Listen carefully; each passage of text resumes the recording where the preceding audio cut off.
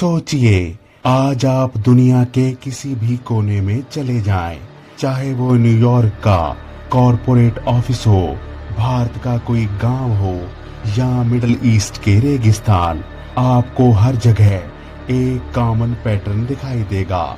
समाज की कमान, सत्ता की चाबी और फैसलों का हक ज्यादातर पुरुषों के हाथ में रहा है। इसे हम कहते हैं पैट्रियार्की, यानी पुरुष प्रधान समाज। नमस्कार, सत श्री अकाल, आदाब दोस्तों। आज हम किसी राजनीतिक मुद्दे पर बात नहीं कर रहे हैं, बल्कि मानव इतिहास की सबसे बड़ी एंथ्रोपोलॉजिकल मिस्ट्री की परतों को खोलने जा रहे हैं। एक ऐसी मिस्ट्री जिसने सदियों से वैज्ञानिकों, इतिहासकारों, एंथ्रोपोलॉजिस्ट्स को अपनी ओर आकर्षित किया है। क्या इंसान हमेशा से ऐसा ही था?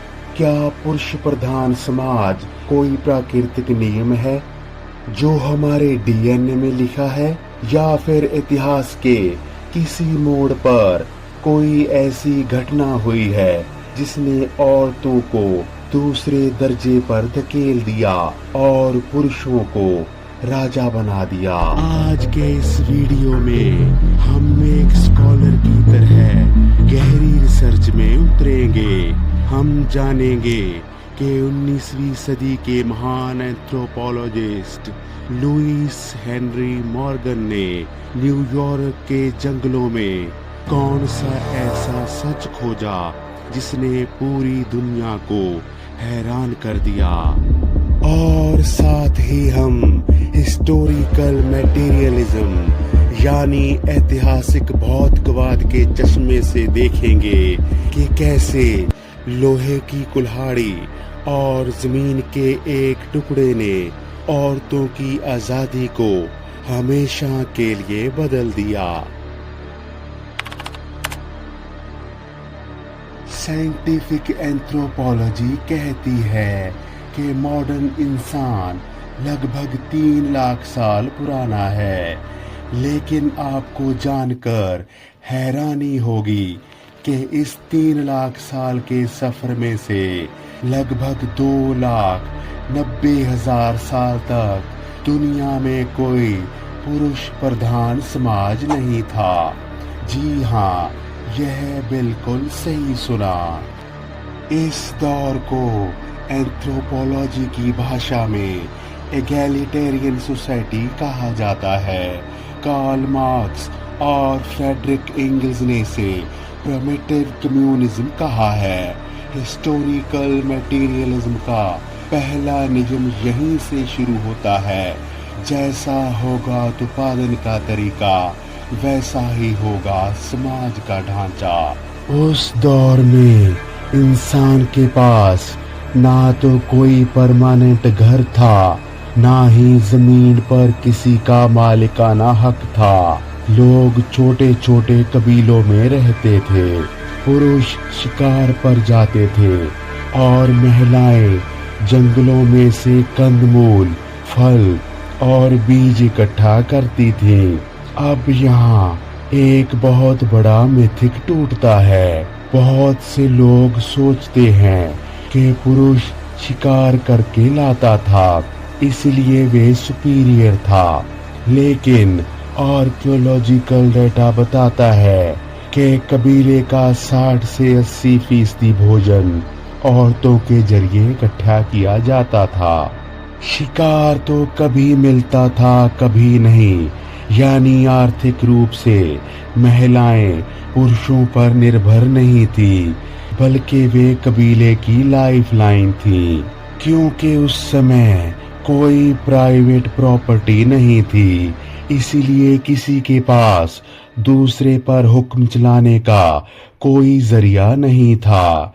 सब बराबर थे। इस बात को सबसे पहले दुनिया के सामने लाने वाला लुईस हेनरी मॉर्गन था। मॉर्गन एक अमेरिकी वकील और एंथ्रोपोलॉजिस्ट था।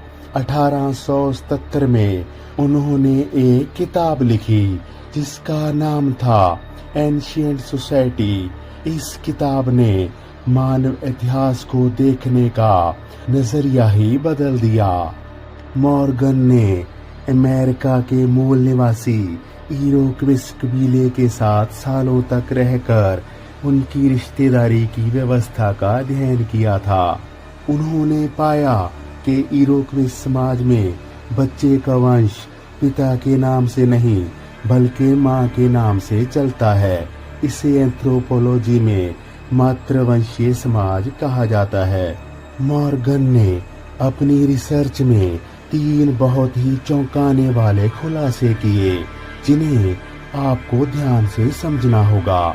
पहला है मातृसत्तात्मक कबीले, जिसका मतलब है कि आदिम समाजों में शादी के बाद पुरुष अपनी पत्नी के घर रहने जाता था। बच्चे माँ के कबीले का हिस्सा होते थे।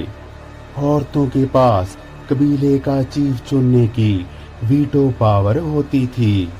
और तीसरी सबसे बड़ी बात, माँ का भाई ही उसके बच्चों और संपत्ति का असल गार्डियन होता था, पिता नहीं। इतिहास के शुरुआती चरण में पितृसत्ता नहीं थी बल्कि मातृसत्ता थी और महिलाओं का बहुत ऊंचा सामाजिक और पारिवारिक स्थान था।